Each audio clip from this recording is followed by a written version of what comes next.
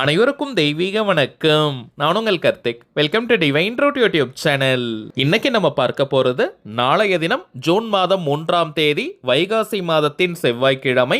ஒரு ஸ்பூன் அரிசி போதும் உங்களுடைய முக்கியமான ஒரு வேண்டுதல் உடனடியாக நிறைவேறும். நம்ம யூடியூப் சேனல்ல நினைத்த காரியம் நடப்பதற்காகவும் காரிய தடைகள் நீங்கவும் நிறைய தாந்திரிக முறைகள், மந்திர ஜபங்கள், ரகசிய வழிபாட்டு முறைகள் மற்றும் லா ஆஃப் அட்ராக்ஷன் மெத்தட்ஸ்னு பல பதிவுகளை பார்த்துக்கிட்டு இருக்கோம். அந்த வரிசையில இப்ப நம்ம பார்க்க போறது மிக மிக எளிமையான ஆற்றல் வாய்ந்த ஒரு தாந்திரிக முறை. இந்த தாந்திரிகத்துல முருகப்பெருமானுடைய சூட்சமமான ஒரு திருநாமமும் இருக்குங்க. திருநாமம் அப்படின்றது இறைவனுடைய திருப்பெயர்னு அர்த்தம். இறைவனுடைய பெயரை சொல்வதற்கோ எழுதுவதற்கோ எந்த விதமான கட்டுப்பாடுகளோ தடைகளோ கிடையாதுங்க. அதன் அடிப்படையில் இந்த மெத்தடை ஃபாலோ பண்ண போறவங்களுக்கும் பெரிய அளவில் எந்த ஒரு கட்டுப்பாடுகளும் கிடையாதுங்க.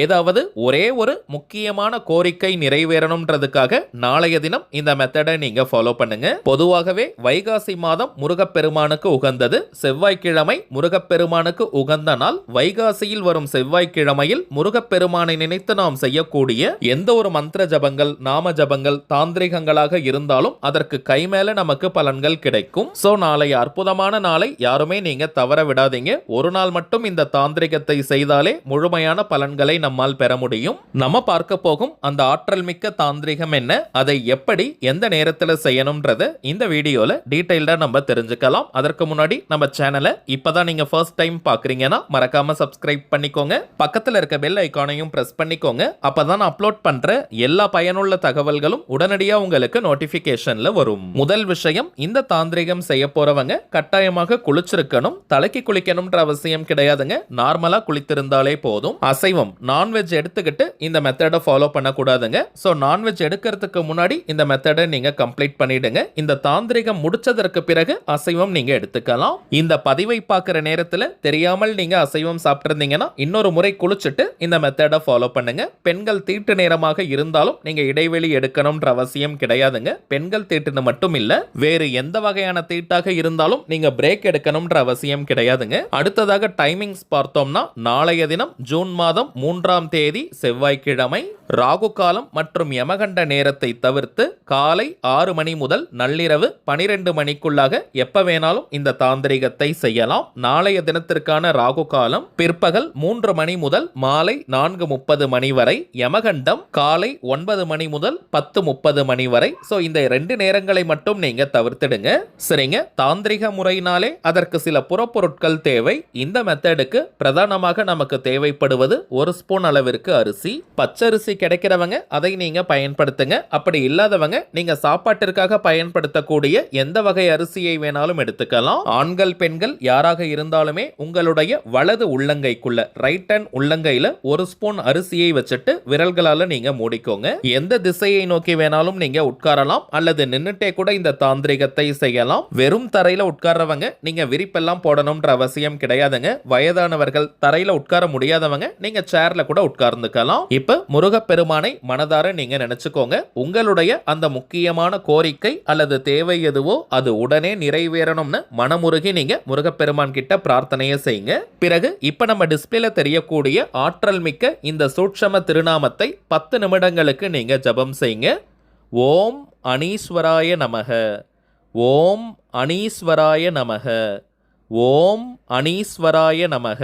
அவ்வளவுதாங்க. இந்த திருநாமத்தை 10 நிமிடங்கள் சொல்லிட்டு திரும்பவும் முருகப்பெருமான் கிட்ட உங்களுடைய அந்த கோரிக்கை விரைவாக நிறைவேறணும்னு மனமுருகி பிரார்த்தனையை செஞ்சுக்கோங்க. உங்க கையில இருக்கக்கூடிய அந்த அரிசியை வீட்டுக்கு வெளியே மணல் சார்ந்த பகுதி அல்லது செடிகள், புதர்கள் போன்ற இடத்துல நீங்க போட்டுடுங்க. வாயில்லா ஜீவராசிகள் அதை சாப்பிடும். அவ்வளவுதாங்க இந்த தாந்திரிகம். இப்ப நம்ம பார்த்ததை போல இந்த எளிமையான ஆற்றல் மிக்க தாந்திரிகத்தை நாளைய தினம் செஞ்சு பாருங்க. அனுபவ ரீதியாக பலன்கள் உங்களுக்கே தெரியும். அடுத்ததாக சில ஆற்றல் மிக்க பணவசியம் மற்றும் நாம் நினைத்ததை நிறைவேற்றி தரக்கூடிய தாந்திரிக பொருட்களை பற்றி பார்க்க போறோம். முதலாவதாக ஸ்ரீ சக்கர யந்திரம் பதித்த பிரமிட். பொதுவாகவே பிரமிடுக்குள்ள நாம் எழுதி வைக்கக்கூடிய கோரிக்கைகள் அப்படியே நடக்கும். அதிலும் நம்ம கொடுக்கும் இந்த பிரமிட்ல 5 விதமான எந்திரங்கள் பதிக்கப்பட்டிருக்குங்க. ஸ்ரீ கணபதி யந்திரம், ஸ்ரீ வாஸ்து யந்திரம், ஸ்ரீ தன ஆகர்ஷ்ண குபேர யந்திரம், ஸ்ரீ அஷ்டலட்சுமி யந்திரம் மற்றும் ஸ்ரீ சக்கர யந்திரம். இந்த பிரமிடை வீட்டினுடைய எந்த ரூம்ல வேணாலும் நீங்க வைக்கலாம். அந்த இடத்துல எதிர்மறையான ஆற்றல்கள், நெகட்டிவ் எனர்ஜி முற்றிலுமாக அகற்றப்பட்டு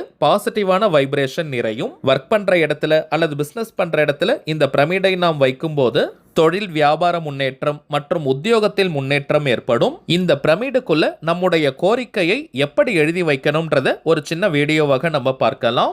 ஒரு சின்ன பிரியாணி இலை நீங்க எடுத்துக்கோங்க. பிரிஞ்சி இலைன்னு கூட சொல்லுவோம், இங்கிலீஷ்ல பே லீஃப். அதுல கிரீன் கலர் பெண்ணால உங்களுடைய கோரிக்கை நிறைவேறிட்டதாக அல்லது நிறைவேறி கொண்டிருப்பதாக ஒரு வரியில நம்ம எழுதணும். உதாரணத்திற்கு சொல்றேங்க, ஒரு 10 லட்சம் ரூபாய் நமக்கு பணம் தேவைப்படுதுன்னா ரூபாய் 10 லட்சத்தை நான் பெற்றுவிட்டேன் அல்லது 10 லட்சம் ரூபாயை நான் பெறுகிறேன், இது போல எழுதணும். திருமண தடை இருக்கிறவங்க மனம் விரும்பிய திருமண வாழ்க்கை எனக்கு அமைந்து விட்டது. சொந்தமாக வீடு வாங்கணும் அல்லது கட்டணும்னு நினைக்கிறவங்க என் சொந்த வீட்டை நான் கட்டிவிட்டேன் அல்லது என்னுடைய கனவு இல்லத்தில் இப்பொழுது நான் வாழ்ந்து கொண்டிருக்கிறேன், இது போல எழுதணும். உத்தியோக தடை இருக்கிறவங்க நல்ல சம்பளத்துடன் மனதிற்கு பிடித்த வேலை கிடைத்து விட்டது, இது போல நீங்க எழுதி வைக்கணும். இதை தாண்டி பிரிந்து வாழும் கணவன் மனைவி அல்லது உண்மையான உறவுகள் ஒன்று சேரணும்னு நீங்க நினைக்கும் போது நீங்கள் விரும்பும் அந்த குறிப்பிட்ட நபருடைய பெயரை ஃபர்ஸ்ட் எழுதிட்டு அதற்கு கீழே மம வசிய வசிய ஸ்வாகா அப்படின்னு நீங்க எழுதி வைக்கணும். நான் ஒரு உதாரணத்திற்கு ராணின்னு இதுல எழுதியிருக்கேங்க. ராணி மம வசிய வசிய ஸ்வாகா.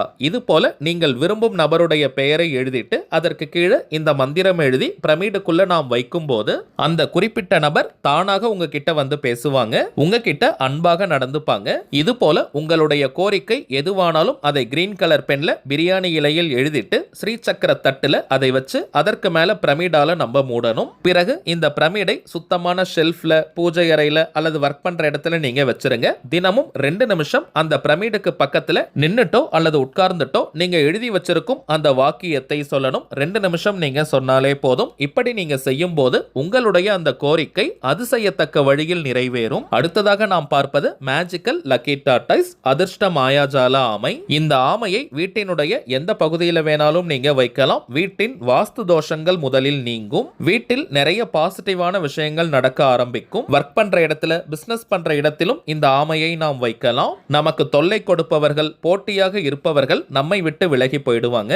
இந்த ஆமையினுடைய முதுகில் ஒரு சின்ன கண்ணாடி இருக்கும். அதுல 3 யந்திரங்கள் தெரியும். ஸ்ரீ குபேர யந்திரம், ஸ்ரீ மகாலட்சுமி யந்திரம் மற்றும் ஸ்ரீ சக்கர யந்திரம். தினமும் 2 நிமிஷம் இந்த கண்ணாடியில் தெரியும் எந்திரங்களை நம்ம பார்த்துட்டு வந்தாலே போதும், நல்ல பணவசியத்தை அது ஏற்படுத்தி கொடுக்கும். இது பணவசியத்தை ஏற்படுத்துவது மட்டும் கிடையாதுங்க, நிறைய அதிர்ஷ்ட வாய்ப்புகளையும் கொடுக்கும். எனக்கு லக்கே கிடையாது, எந்த ஒரு அதிர்ஷ்டமும் எனக்கு ஏற்படலன்னு சொல்றவங்க இந்த கண்ணாடியில் தெரியும் எந்திரங்களை பார்த்துட்டு வந்தாலே போதும், நீங்க மிகப்பெரிய அதிர்ஷ்டசாலியாக மாறுவீங்க. அடுத்ததாக நாம் பார்ப்பது அதிரடியான பணவரவை ஏற்படுத்தி தரக்கூடிய ஸ்ரீ லக்ஷ்மி சங்கு மாலை. இதை லக்ஷ்மி கௌரி இடம்புரி சங்கு மாலைன்னு நம்ம சொல்லுவோம். ஜஸ்ட் இந்த மாலையை கழுத்துல நம்ம போட்டுக்கிட்டாலே நமக்கு லக்ஷ்மி கடாட்சம் பெருக ஆரம்பிக்கும். பொதுவாகவே கடலில் இருந்து தோன்றக்கூடிய சங்கு, சிப்பி, சோழி, கல்லுப்பு போன்ற பொருட்களுக்கு லக்ஷ்மி கடாட்சம் அதிகம். அதிலும் தேர்ந்தெடுக்கப்பட்ட இந்த லக்ஷ்மி சங்கு மாலை நம்முடைய கழுத்தில் படப்பட நமக்கு லக்ஷ்மி கடாட்சம் பெருகி 16 செல்வங்களையும் கவர்ந்தெழுப்போம்.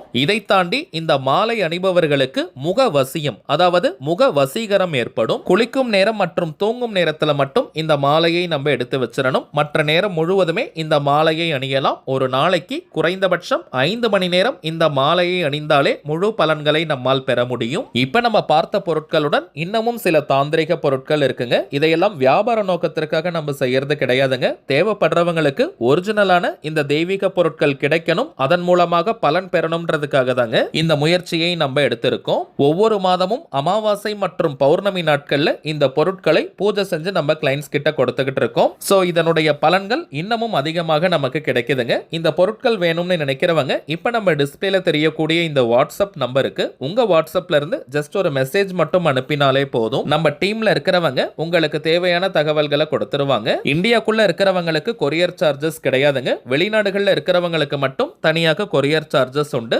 தேவைப்படுறவங்க நீங்க ஆர்டர் பண்ணிக்கலாம். சரிங்க, அவ்வளவுதான் இந்த பதிவு. நிச்சயமா உங்களுக்கு பயனுள்ளதா இருந்திருக்கும்னு நினைக்கிறேன். மேலும் இந்த வீடியோ உங்களுக்கு பிடிச்சிருந்தா மறக்காம லைக் பண்ணுங்க, நம்ம சேனலையும் சப்ஸ்கிரைப் பண்ணிக்கோங்க. தேவைப்பட்டுச்சுன்னா உங்க ஃப்ரெண்ட்ஸ் அண்ட் ஃபேமிலிக்கும் இந்த வீடியோவை ஷேர் பண்ணுங்க. அடுத்ததா இன்னொரு முக்கியமான தலைப்போட நான் உங்களை சந்திக்கிறேன். என்றும் அன்புடன் கார்த்திக். நன்றி.